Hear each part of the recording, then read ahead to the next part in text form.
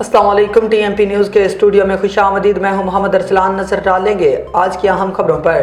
ضلع چنیوٹ سے ہمارے نمائندہ خصوصی حاجی امداد اللہ حجازی کی رپورٹ کے مطابق واسق عباس ہرل سے ڈی سی جی ضلع چنیوٹ کی سربراہی میں ڈی او سیکنڈری ڈاکٹر مختار احمد اور ان کی معاون ٹیم ثاقب حیات رجوکا، علی مرتضیٰ تھیم، ڈاکٹر عاطف خان بلوچ، شفقت اللہ نے گورنمنٹ اسلامیہ کالج چنیوٹ کے گراؤنڈ میں تحصیل چنیوٹ کھیلتا چنیوٹ کی اوپننگ سرمنی میں حصہ لیا۔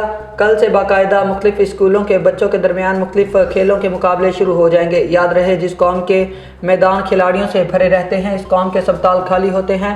ہم اس اوپننگ سرمنی پر تمام ذمہ داران کو مبارکباد پیش کرتے ہیں اور امید کرتے ہیں کہ اپنی تمام تر کوششوں کو بروئے کار لا کر اس ذمہ داری سے احسن طریقے سے نبرد آزما ہوں گے۔ اللہ تعالیٰ ان تمام بھائیوں کو ہمیشہ سلامت رکھے اور کامیابیوں سے ہمکنار فرمائے، آمین۔ صدر رائے احمد حیات بھٹی، محمد نواز چاکر، سیکریٹری جنرل اور دیگر عہدیداران پنجاب ٹیچرز یونین ضلع چنیوٹ۔